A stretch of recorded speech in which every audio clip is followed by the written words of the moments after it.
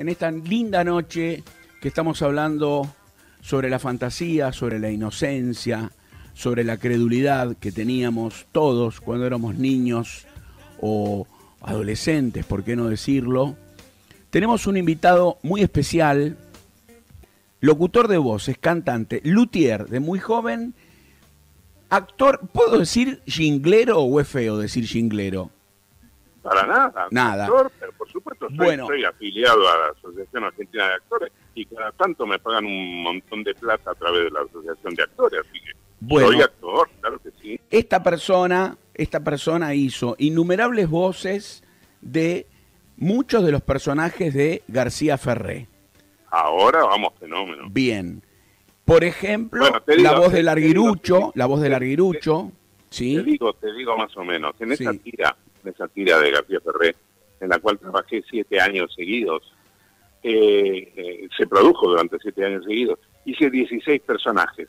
Sí. Larguirucho, Pucho, Serrucho, el profesor Neurus, el búho de la bruja Cachabacha, el director del museo, el padre de Oaki. Sí. El padre de Oaki era... Goldsilver. Goldsilver, claro. El comisario de Trulalá, el cabo Lopecito de la comisaría de Trulalá, sí. Y ahí ya me perdí. Bueno, hacía 16 personajes, de todo, el Boxitracio. El Boxitracio, qué maravilla el Boxitracio. Bueno, todos estos personajes corresponden. Ahora sí te presento formalmente, estamos hablando con el señor Pelusa Suero. ¿Cómo le va? Buenas noches. Bien, muy bien. Perdón. Bueno, Pelusa, gracias por acceder a esta charla. La verdad que es mágico que estés en el programa. La verdad que es maravilloso. Es un orgullo estar en el programa de ustedes. Bueno, me impacta un poco el recorrido de tu vida que hiciste, porque sé, cuando dije que sos cantante, sé que estás, o que estuviste, me imagino que estás todavía, muy vinculado a la música. Sí, claro. En realidad, yo de base fui músico y soy músico, es decir, no se puede dejar de ser músico. Sí. Una vez me acuerdo,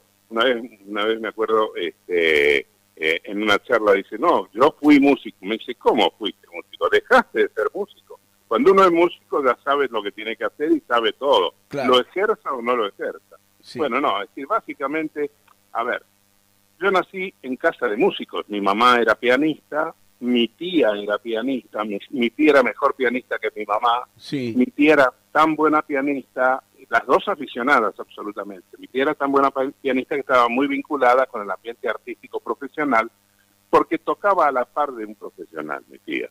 Claro. Y entonces en mi casa, como mi tía era soltera, tenía montones de amigos, invitaba a todos los músicos y venían a mi casa a tocar.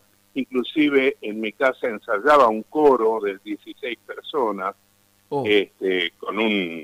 la dirigía justamente un amigo de mi tía, y yo estaba presente permanentemente en todo lo que eran los ensayos del coro. O sea que yo, así como se come puchero y como se toma café con leche, también recibí música como enseñanza. Y bueno, mi mamá me enseñó a cantar cuando yo tenía 3 años, y me enseñaba las letras de los tangos canallas de aquella época, estamos hablando del 40, ¿no es cierto? Yo nací en el 38. La época de oro del tango. Y claro, entonces mi mamá me enseñaba, por ejemplo, placa, 2 cuartas de cogote, una percha en el escote, bajo la nuez, y entonces yo tergiversaba las palabras, y la gente se reía. Y como la gente se reía, eso a mí me parecía que era un aplauso. Por lo tanto, la comicidad a mí nunca me molestó, ni me dio vergüenza, ni nada. Cuanto más se reía la gente, más me gustaba hacerlo a mí. Así que bueno, arranqué cantando y durante un montón de tiempo canté, y cuando llegaron mis 12 años, que se puso de moda la guitarra, empecé a cantar y armé un dúo, después un trío, después un cuarteto, y terminamos también con un quinteto. Y con ese, como me había vinculado con chicos que eran también bastante músicos, más que todo uno de ellos que sabía hacer arreglos vocales, nos invitaban a las fiestas de 15 y nosotros íbamos y teníamos 2 o 3 fiestas de 15 por fin de semana. Mirá. Por lo tanto, como había uno de los integrantes era un tipo que cantaba muy bien, pero que era mucho más grande que nosotros. Tenía 21 años porque estaba en el servicio militar. Sí. Y entonces ese era el que iba y atendía a las hermanas mayores de la pibas de 15. O a las madres, ¿no? Así que bueno, teníamos muchísimo éxito con ese tema. Y a partir de ahí, una de las coincidencias también fue que uno de los integrantes era Rodolfo Ciamarela, hijo. ¡Oh, qué apellido! Rodolfo Ciamarela, hijo, era hijo de don Rodolfo Ciamarela, padre. Claro. Y don Rodolfo Ciamarela, padre, era autor de muchísimas canciones de éxito de ese momento. Sí. Inclusive de tangos que había cantado Gardel, muchos tangos cantó Gardel, y Rodolfo Ciamarela fue un autor absolutamente serio e importantísimo de la música popular argentina, sí. Que también era el primer jinglero, la primera persona que empezó a hacer jingles. Claro. Y por lo tanto, cuando se enteró que el hijo tenía un cuarteto vocal en aquel momento, nos metió dentro de una sala de grabación profesional. Y dentro de la sala de grabación profesional empecé a enterarme de cómo era todo el mundo profesional de la música. Claro. Y me hice amigo de los técnicos, les pedí permiso para ir a mirar cómo era que se grababa, me dejaban, yo me quedaba quietito, veía cómo ponían un micrófono en una guitarra, un micrófono en un piano, un micrófono con un bombo legüero. Claro. Es decir, la posición del micrófono en cada instrumento tiene una razón de ser, porque sí, se lo sí. satura, sí, señor. o un violín que es mucho más es mucho más suavecito que un bombo legüero, tiene que ponerse de distinta manera y aparte aislarse de alguna forma. Claro. Con lo cual, aprender todo lo que es la técnica de grabación fue para mí una cosa fundamental y aparte me encantó. Y por lo tanto me convertí en ayudante, entendí muchísimo y con el tiempo finalmente tuve estudios de grabación, pero bueno, ya llegaremos a ese cuento. Claro, todo eso te ayudó después en tu trabajo como locutor, en tu distancia al micrófono, cómo colocar, incluso hasta te da una imagen, digamos, de cómo colocar la voz también, de alguna manera. Absolutamente, claro, sí, absolutamente. Claro. O sea, saber utilizar el micrófono es una cosa fundamental. Claro. Es decir, no es solo ponerse adelante, sí. sino que si uno se pone levemente en el costado, va discriminando ciertas frecuencias, y por lo tanto uno puede utilizarlo de distinta manera. Aparte, cuando se satura un micrófono, o en fin, un montón de cosas que uno aprende, y por lo tanto lo apliqué. Pero sí. Para llegar al locutor pasó mucho tiempo. Claro. O sea, yo empecé a trabajar como cantante. Claro. Empecé a trabajar en grabaciones profesionales como cantante. Yo era lo que se llamaba un músico de sesión. Te quería preguntar, ¿vos como cantante qué eras? ¿Eras registro de bajo? No, de entrada estaba bien. Sí. Era un tenorcito más bien bajo, pero finalmente me estabilicé como cuando terminó mi evolución vocal, como barítono. Llego muy abajo, claro, y aparte la práctica hace que uno pueda llegar bastante más abajo, sí. ¿es cierto? Hablar de una manera mucho sí. más grave. O terminar haciendo vocecitas chiquititas. Hoy particularmente estoy un poco disfónico, ¿no? Pero más o menos me la vamos a rebuscar con lo que vengo hablando. Perfecto. Escúchame, ¿estuviste vinculado con uno de los hermanos Espósito? Ah, bueno, sí. Justamente ayer, por alguna razón, fue que me acordé mucho de Virgilio Espósito. Hablamos de Homero Espósito, alguien me mandó algo, no sé si fuiste vos quizá, o algún amigo tuyo, me mandaron algo respecto de Homero Espósito. Sí. Claro, sí, había un señor que hizo una explicación muy interesante del porqué de la letra de un tango. Claro, de Naranjo en Flor, seguramente. ¿Cómo? De Naranjo en Flor. Lo he leído, claro. Ese artículo, sí. Claro, claro. Claro, porque primero falleció Homero y después Virgilio fue más longevo, digamos, creo. Sí. Yo lo acompañé hasta la muerte a Virgilio. Virgilio, sí, yo lo conocí, un tipo maravilloso. Un tipo encantador. A mí me invitó una vez a tomar clase de piano. Y yo como un gil le dije, no, maestro. Le digo, no, yo me dedico a la guitarra, le digo, ¿yo qué voy a hacer? Y bueno, yo lo veía a menudo, charlábamos siempre, tomamos un café, una persona increíble. No me di cuenta, digamos, que, a ver, si hubiera tomado clases de piano, aunque no hubiera aprendido, hubiera tenido la posibilidad de estar un rato con él. Estaba delante de un músico que tenía una profundidad de conocimiento brutal. No, impresionante.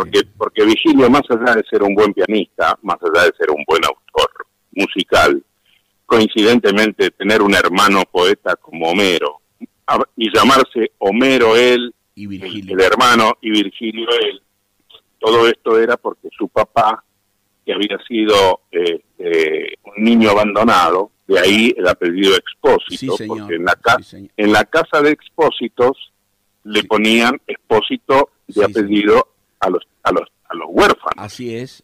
Mira, o sea, agarrando el diccionario, Expósito quiere decir huérfano.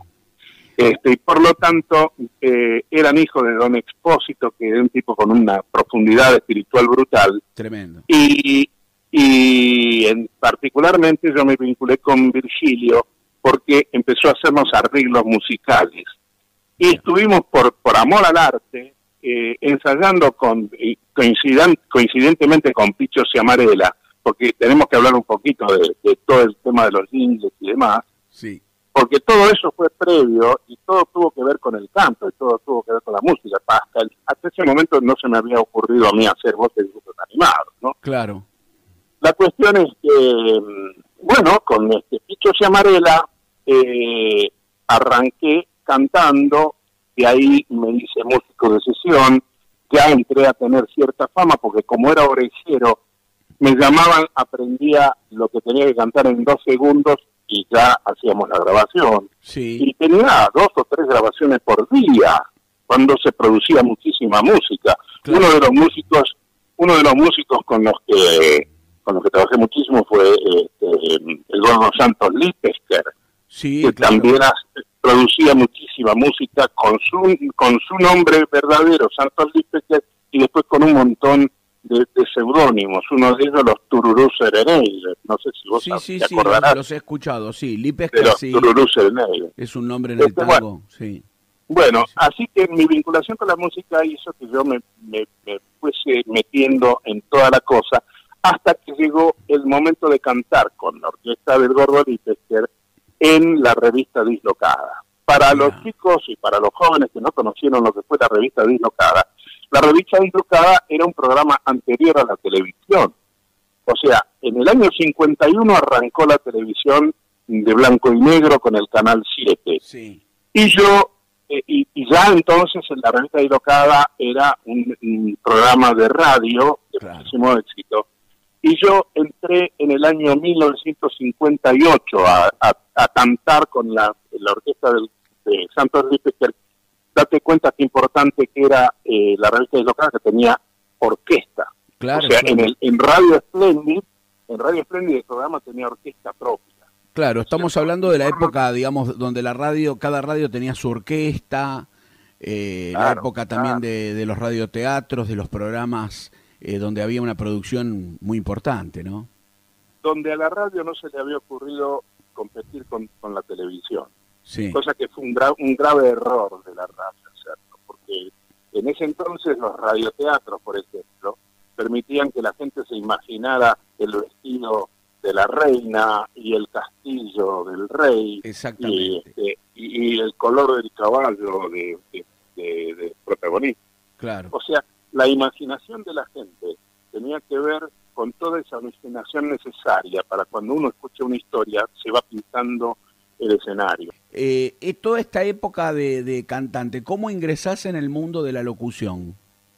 Bueno, ahí viene. Cuando yo empiezo a trabajar en la revista Dislocada, que era la revista Dislocada, para los que no supieron, no saben qué fue un semillero de cómicos. era una película, era un programa cómico donde los cómicos hacían distintos personajes y se iban metamorfoseando. El Gordo Porcel, famoso Gordo Porcel, empezó exactamente en el año 1958 conmigo juntos en Radio Splendid. Y a partir de ahí, que yo fui muy amigo del Gordo hasta su muerte, yo también aprendí cómo hacían los cómicos para hacer voces de dibujos animados. No lo hacían como voces de dibujos animados, sino lo hacían como personajes de chistes y de cuentos y de historietas. Y por lo tanto, cuando arrancan los 4 canales, o sea, arrancan el 9, el 11, el 13 y después el 2, yo estaba muy preparado para hacer voces de cómicos. Y por lo tanto el jingle empezó a tener una primacía importantísima dentro de lo que es la publicidad. Y en los guiones siempre venía un dibujito o alguna cosa así. El dibujo animado fue un arranque muy importante en el jingle. Y por lo tanto yo empecé a producir jingles con todos los conocimientos que tenía, que sabía grabar, que sabía tocar, que sabía cantar, que conocía todo el ambiente. Empecé a producir jingles y empecé a vender sin darme cuenta. Nos vinculamos, ahí me asocié con Miguel Lubet, director, es decir, 6 años tocamos en los boliches con Miguel Lubet. Y con esa práctica que teníamos, él, que era un músico de formación, pasó a ser el director artístico y pianista de los Guaguancó. Y cuando entró a tratar con los Guaguancó se vinculó con las grabadoras importantes, y entonces con un tipo así me asocié y empezamos a hacer jingles, y yo me vinculé con Lowe. Cuando me vinculé con Lowe empezamos a vender jingles para todo el país. Con Lowe. Porque claro. Que tenía la oficina ahí en la calle Uruguay. Exactamente, entre Santa Fe y Arenales. Entre Santa Fe y Marcelo T. de Alvear. Y Marcelo T. de Alvear, sí señor. La cuestión es que Lowe tenía un representante en cada provincia, y en cada provincia necesitaban hacer jingles que se pasaban, o peliculitas de publicidad, que se pasaban en el cine antes de las películas. Claro. Por lo tanto, de buenas a primeras, entramos a hacer 10 o 15 jingles por semana. Con lo cual ya éramos una industria. Entonces, yo ya tenía todos los músicos apalabrados, teníamos una barra de tipos. Se inauguró un estudio de grabación muy moderno, que después fue muy famoso, que se terminó llamando Fonalex. En principio, Fonalex, claro. Fonal primero y después Fonalex. Y nosotros prácticamente copamos con las grabaciones al estudio, nos hicimos íntimos amigos, trabajábamos todos los días, trabajábamos sábados, domingos, era una locura. Claro. Y por lo tanto, de golpe y de buenas a primeras me vinculé con todo el ambiente publicitario. Bien. Y entonces, ¿qué pasaba? Había necesidad de hacer primero un boceto para que los clientes supieran qué era lo que iban a comprar. Claro. Por lo tanto, nosotros teníamos que hacer el boceto, pero el boceto no lo cobrábamos. Y por lo tanto, había que hacerlo gratis. Y si había que hacerlo gratis, el locutor era yo, el que tocaba el bombo era yo, el que tocaba la guitarra era yo, Miguel Lubet tocaba el piano, la guitarra, el contrabajo y demás. Usábamos muy pocos músicos y yo terminaba haciendo la locución. Claro. Y por lo tanto, cuando se aprobaba el jingle, aprobaban mi locución incluida, e inclusive las voces de dibujos animados. Sí. Por lo tanto, éramos una máquina de laburar, era una cosa de locos. Me imagino. Y ahí empezó a despegarse el hecho que yo hacía bastante bien las voces de los personajes. Y pasaron 10 años y un buen día me manda a llamar a través de Mario Naramburu, que era la voz de Anteojito. Sí. Me manda a llamar García Ferrer. Sí. Y entonces me dice, bueno, mire, yo necesito hacer personajes indeterminados, personajes no importantes, porque Anteojito y Antifaz dialogaban entre sí, pero ellos funcionaban dentro de lo que era un jingle ómnibus, porque la gira de Anteojito y Antifaz era un montón de marcas que García Ferrer juntaba en una presentación y hacía una aventura con eso. Sí. Entonces yo empecé a hacer voces de personajes indeterminados y por lo tanto habré hecho cientos de cosas raras. Cuando García Ferrer se cansó de la publicidad, porque la publicidad le exigía cambiar los textos de un día para el otro y cambiar las ideas, cosas, porque por razones de inmediatez la publicidad tenía que adecuarse a cada momento. Sí. Se cansó de esa condición especial que tiene la publicidad de ser exigente e instantánea. Sí. Decidió hacer la tira de Hijitus. Entonces me dice, bueno, yo tengo que hacer 3 personajes: Larguirucho, Pucho y Serrucho. Y me agregó el profesor Neuri. Maravilloso. El profesor, entonces, claro, ahí yo le digo, bueno, ¿y cómo generamos estos personajes?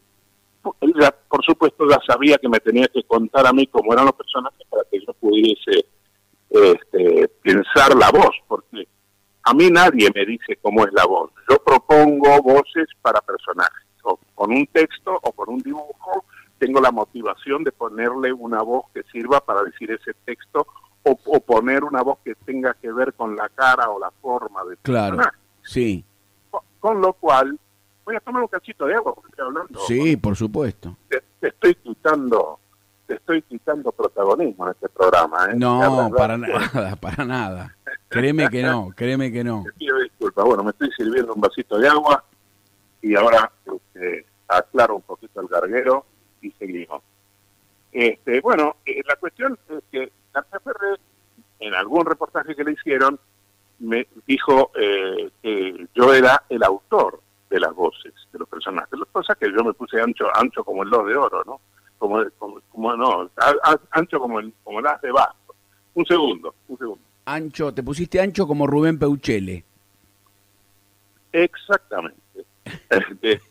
Bueno, la cuestión es que ahí planteamos, y acá viene el asunto de cómo es que se hacen las voces para dibujos animados. Sí. ¿Cuál es la diferencia entre hacer cualquier vocecita y hacer una voz que se identifique en un personaje? Sí. Muchas veces a mí me presentan como imitador. Claro, claro. Y yo en realidad no imito a nadie, porque en la imitación perdería personalidad el personaje. Claro, vos creás la voz del personaje, vos sos el creador de la voz. Yo digo que yo soy un dibujante que dibuja con la garganta. Perfecto. Con lo cual diseño el personaje, y al decir diseño, si el personaje tiene más panza o menos panza, por ahí la voz es más grave o menos grave. Claro. Si el personaje tiene los ojitos chiquititos, por ahí tiene la voz finita. Claro, vos le das el correlato anatómico, por así decirlo. Exactamente. Cada condimento que tiene un personaje tiene un correlato en la voz. O pretendo que así sea. Entonces García Ferrer dice, mire, bueno, que ya García Ferrer estaba entrenado a cómo manejarse conmigo.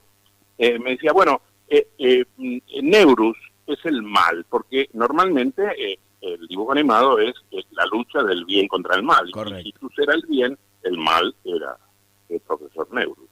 Pero el mal no es tan eficiente como el bien. El bien, Hijitus, trabaja solito. Lo único que tiene extraño es su sombrerito mágico. Sí, y Pichichus, un perrito amigo. Y Pichichus, claro, sí, bueno, pero Pichichus lo acompaña simplemente, pero digamos, las bienhechuras que hace Hijitus provienen de su potencia mágica, de su sombrerito, ¿no? Claro. Y aparte su afán por la justicia. Mientras que el profesor Neurus es un malo, pero malo, que siempre fracasa. Pero para ser malo necesita tener ayudantes, por lo tanto tenía Larguirucho, Pucho y Serrucho. Sí. Entonces, el profesor Neurus, a mí se me ocurre que era un terremoto. Sí. Y entonces, como era un terremoto, empezaba a hacer... ¡Cállate, retonto! Era un tipo que hablaba con una voz que te mordía las cosas. Y aparte, hablaba con la boca abriendo a todo lo que podía. ¿Te das cuenta? Maravilloso. Me quedo mudo en 3 segundos, 2 quintos. Esto es lo que todos estábamos esperando, que apareciera Neurus. No, sos un mentiroso. Vos el que querés que aparezca es Larguirucho. Larguirucho. ¿Y Larguirucho? ¿Cómo habla Larguirucho? Bueno, pero primero te voy a contar cómo se generó Larguirucho para después explicarte por qué el tipo hablaba de esa manera. Bueno. Larguirucho fue, ya te digo, no tenía ninguna diferenciación entre Larguirucho, Pucho y Serrucho. Eran los tres ayudantes iniciales del profesor Neurus. Pero Larguirucho se destacó porque en realidad él no era malo, era bobo. Exacto. Ahora, como era bobo, era un malo bobo, se hizo amigo de Hijitus. Claro. Y entonces, de golpe, lo defendía Hijitus delante de Neurus y impedía que Neurus le hiciera macanas a Hijitus. Claro. Ahí empezaban las tramas cómicas y las tramas de historieta que tuvo la tira de Hijitus. Larguirucho, cuando me muestra el dibujo, tenía un diente muy grande delante de la boca, o sea, de sus dientes superiores, era un diente muy grandote. Entonces yo dije, bueno, si este tipo habla detrás de una pantalla como el diente, tiene que modificar la fonación. ¿Cómo puedo hacer yo una voz que tenga una especie de freno a la voz? Puse mi labio inferior detrás de los dientes superiores y ahora voy a empezar a hablarte poniendo el labio como te dije. Sí. Mi voz sigue siendo la misma, pero cambió la fonación. Sí, es verdad. Yo lo estoy haciendo también, es verdad. Vos sabés que en un programa, me causó mucha gracia, que bueno que hiciste la acotación, en un programa que lo hacía en televisión, delante de cámara, estaba en un programa con público. Entonces yo me decidí a enseñarle a todo el público a hacer la voz de Larguirucho. Claro. Vos no te podés imaginar las carcajadas que produjo ese programa, porque todo el mundo poniendo la voz, el labio detrás de los dientes. Y hablando de esta forma, porque encima, Larguirucho, encima de que ponía la voz, la boca detrás de los dientes, era medio bobo. Y entonces como era bobo, decía estupideces y se reía como un estúpido. Y aparte, cuando se asustaba, hacía...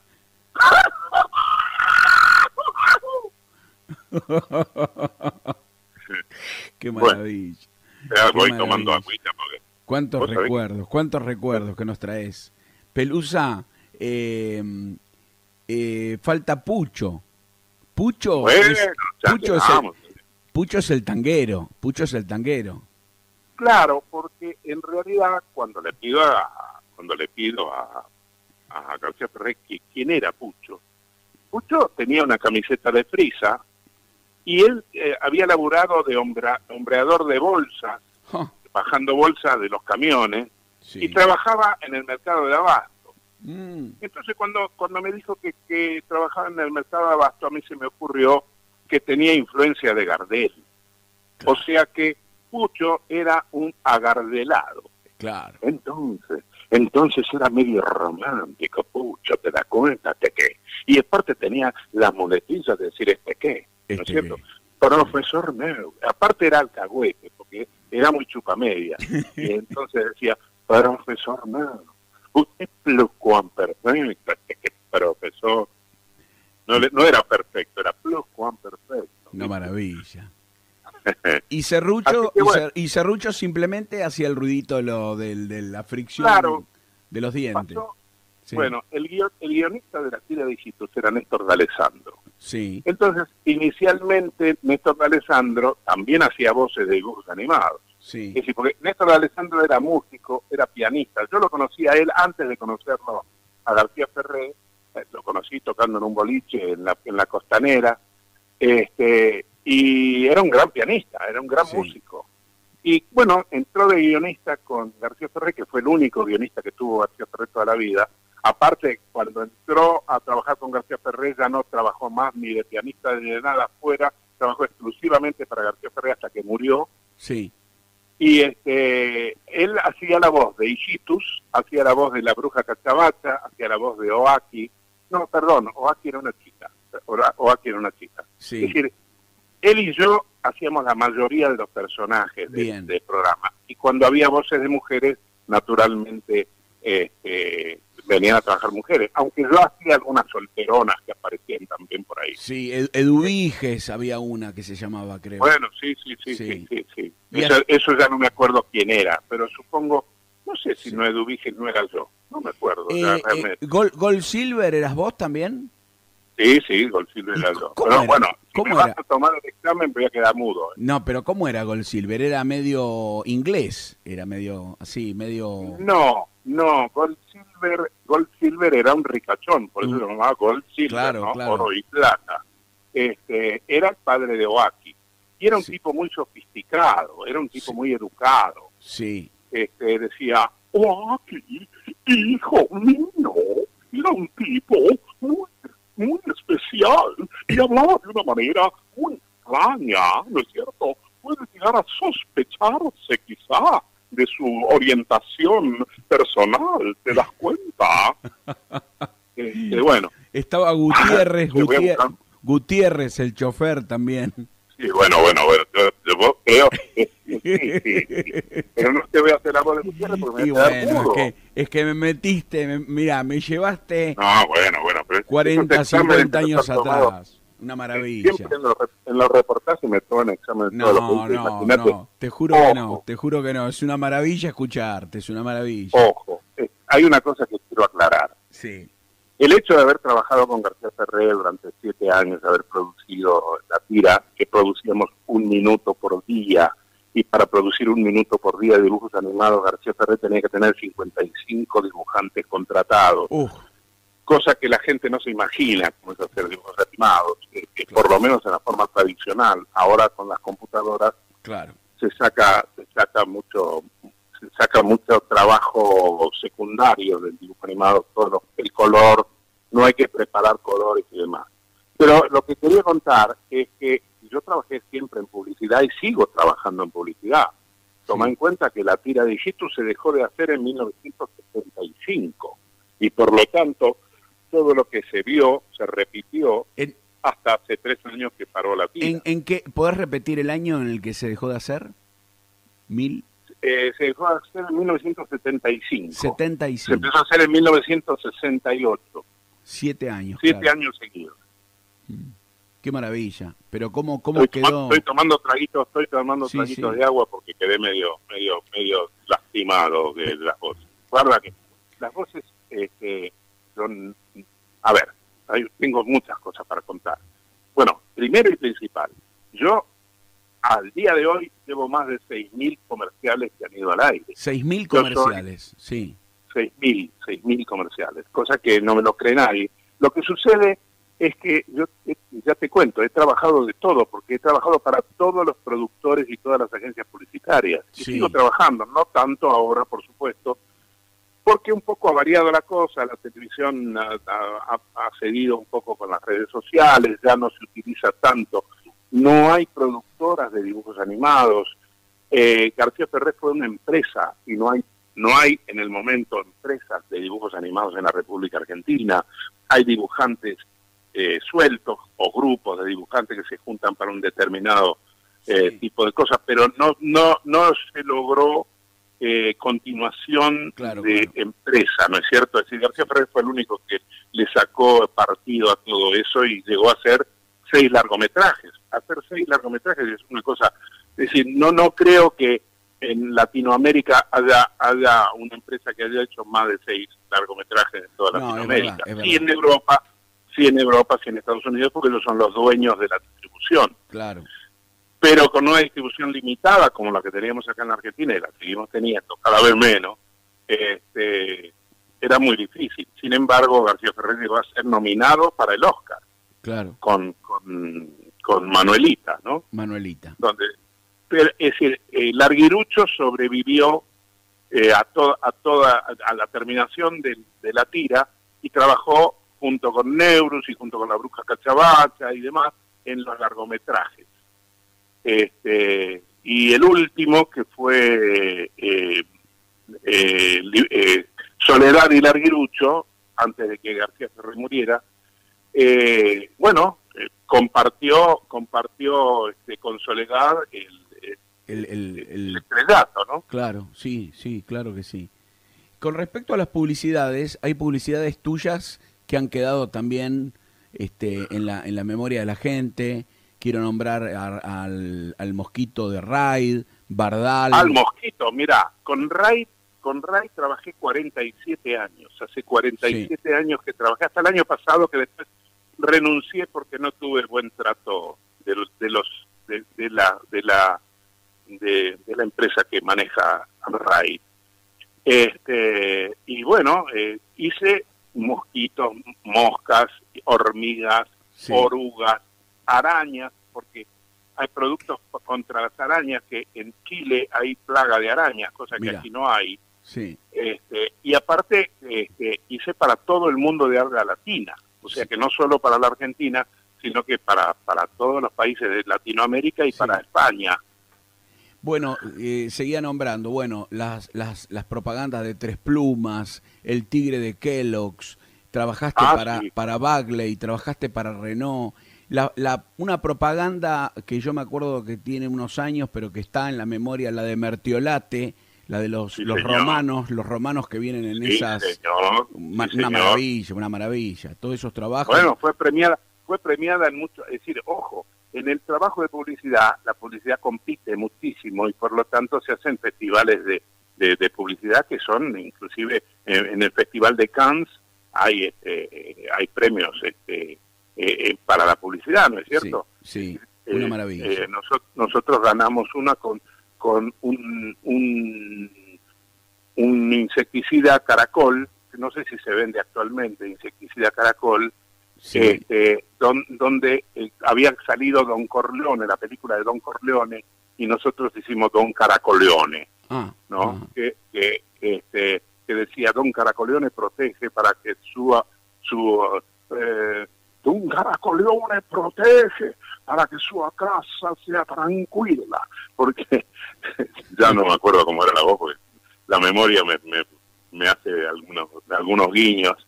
Era Don Corleone, que era un italiano, que era igual, que era lo mismo, era un mafioso como Don Corleone, era Don Caracoleone, y hablaba medio italianizado. Y tuvo un premio en el Festival de Cannes. Pelusa, un León de Plata. Tu capacidad de fantasear, de jugar, está intacta. Por supuesto. Es el día de hoy que tengo 81 años, cumplo 82 ahora el 11 de agosto, y sigo jugando con mi cabeza y con mi garganta. ¿Tenés hijos, Pelusa, vos? Sí, señor, tengo un hijo que vive en Villa Langostura. Uy, qué lindo. En sociedad tenemos un hotel en Villa Langostura, se llama Las Ramblas de Puerto Manzano, está frente a Puerto Manzano, que es uno de los mejores lugares de Langostura. Sí. Y ahí tenemos, el año pasado inauguramos en la parte de arriba, porque el hotel está desde la ruta hacia la montaña, en la ladera de la montaña, y ahí inauguramos un camping, pero un camping muy especial, que es un camping con glamour, y por lo tanto se llama glamping. Entonces se llama Glamping Inspira. Estoy haciendo publicidad porque... Pero dale, ¿qué problema hay? Para los que lo conocieron es una locura, porque lo que pasa que hicimos carpas, que no son carpas, sino que son domos de policarbonato transparente, con cama camera, con calefacción, qué maravilla, con sillón, con un montón de cosas para poder mirar el cielo de Villa Langostura, que es un cielo límpido y precioso, a la noche en el medio del bosque. Están puestos metidos dentro del bosque, y por lo tanto se duerme sobre cama camera, pero en una bolsa de dormir. Claro. Que la proveemos nosotros, y eso se cambia como se cambian las sábanas de una cama. Sí. Así que damos un servicio muy particular. Qué lindo. Y tenemos un éxito, es decir, hemos llegado a facturar tanto con el glamping como con el hotel. El hotel es precioso y anda fenómeno, pero el glamping atrae muchísimo. ¿Y vos sos pescador, Pelusa? ¿Te gusta pescar? Sí, señor. Señor. Bueno, la razón por la cual mi hijo vive en Villa Langostura es porque prácticamente a los 2 meses de nacer lo llevé a Villa Langostura. yo tenía la costumbre, era fanático de la pesca, de la trucha. Claro. Y por lo tanto, como la publicidad tiene paradas, o sea, la publicidad se produce hasta un determinado momento en que tiene que ser presentado las campañas publicitarias. Entonces hay campañas de invierno y 3 meses de parate, y después se empiezan a hacer las campañas de verano, claro. Y cuando llega noviembre paran, porque ya diciembre, enero y febrero y marzo son los meses de verano, es donde se pasan las campañas de verano. Esos meses también son meses de parate. Entonces yo en los meses de parate del verano me iba a Villa Langostura. Justo en noviembre se abre la temporada. Y ahí te vas con ¿y qué sos? ¿Flycast haces? ¿Flycast? Hago todo. Bueno, ya en este momento ya estoy un poquito más retirado de eso, porque bueno, ese entusiasmo de meterme en el agua hasta el pecho, ya no lo hago, claro. Tanto. No, en realidad lo que yo hago ahora es trolling nomás, con el bote que tenemos allá. Sí. Tenemos un bote y recorro, pero no tengo el furor que yo tenía cuando era más joven, ¿no? Uy, pero hay unos lugares allá hermosos. La cuestión es que, bueno, ahí tengo mi hijo que vive con su señora y mis 3 nietos. Qué maravilla. Uno de 16, una de 14 y uno de 3. ¿Y tus nietos han visto, por ejemplo, tu trabajo? ¿Saben del aguilucho? Sí, pero digamos, sí, claro, por supuesto que... Claro, yo no mezclo mi trabajo con mi vida familiar y personal. Claro. Es decir, la gente pensará que yo me la paso haciendo vocecitas todo el tiempo. No, yo hago vocecitas cuando es necesario hacerlo, y cuando me pagan, y si no, soy un hombre normal que tengo otras vivencias, otras apetencias, tengo amigos de todas las. Sí. Con ellos hablamos de política y hablamos de un montón de cosas. O sea, yo tengo 2 vidas en este caso, ¿cierto? Claro. Una la vida profesional y otra es la vida particular. Perfecto. Y en la vida particular no la mezclo demasiado. Ahora, mis nietos sí, por supuesto, conocen todo, pero no los asombra para nada, porque es una cosa natural.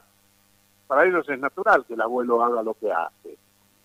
Y entonces, bueno, yo a veces los entretengo, son muy chiquitos, los entretengo un poco, pero no vas a pensar de que exageramos. No, claro. Es normal. Claro. Bueno, Pelusa, y ahora cuando termine la cuarentena, ¿qué planes tenés? Eso es lo difícil, no tengo la menor idea, porque no puedo hacer ningún proyecto. En principio, arrancó la cuarentena y se me cortó el laburo de una manera salvaje. Sí. Por otra parte, la publicidad ha cambiado muchísimo. En este momento no hay la continuidad de empresa que había antes, entonces la publicidad salta de un lado para el otro.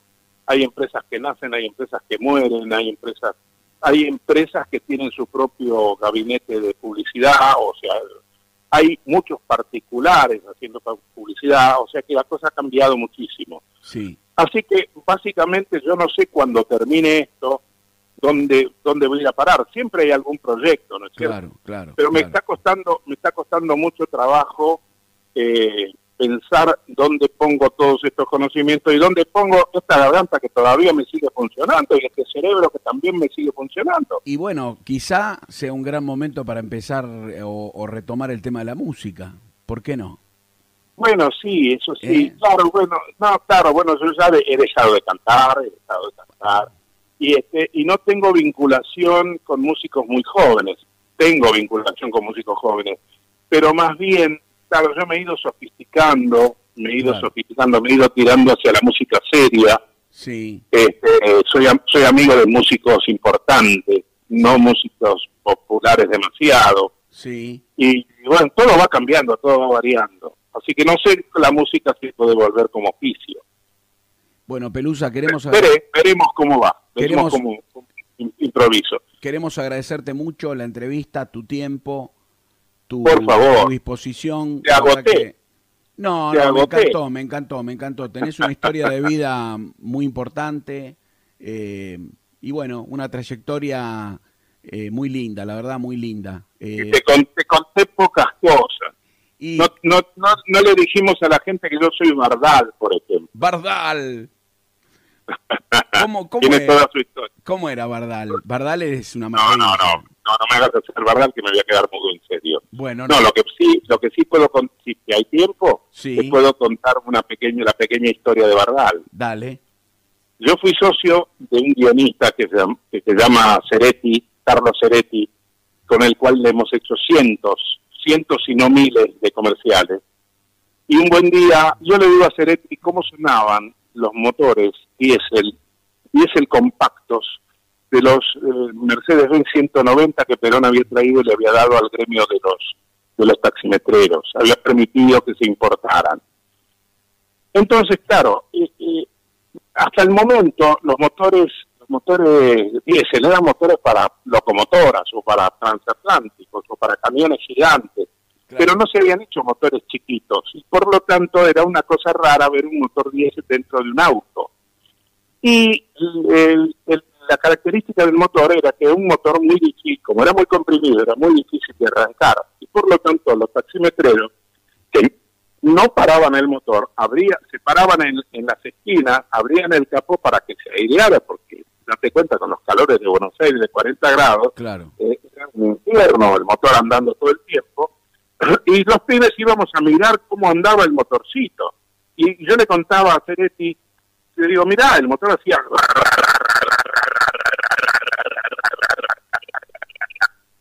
Y me mira serio y me dice, ¿vos podés hablar? Y yo, claro que puedo hablar, ¿cómo no voy a poder hablar? Claro que puedo hablar con eso. Me dice, a ver, decí Bardal. Bardal. Y entonces lo llamamos a Tito Bagnov, que era el publicitario de Bardal, nos metimos dentro de una sala de grabación y por lo tanto me daban motivaciones y me decían, por ejemplo, cómo sonaban las orugas de los tanques de Rommel en el desierto del Sahara, diciendo Bardal. Y yo hacía...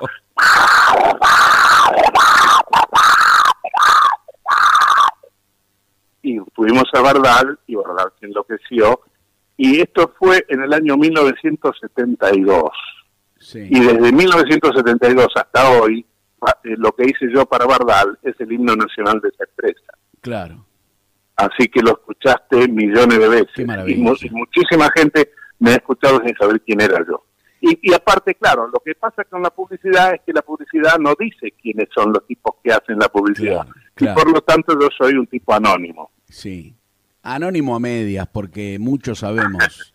Bueno, porque después que cuando los periodistas me descubrieron y cuando ustedes, los periodistas de radio, me descubrieron, yo tuve que deschavar todos mis secretos. Claro. Bueno, así que bueno, nos queremos despedir, agradecerte muchísimo tu tiempo y toda tu disposición. Ha sido el señor Pelusa Suero una maravilla, una verdadera bendición para este programa Puchero Misterioso. Muchas gracias. Un gran abrazo, querido. Hey, you! Come out of here on the floor. Honey,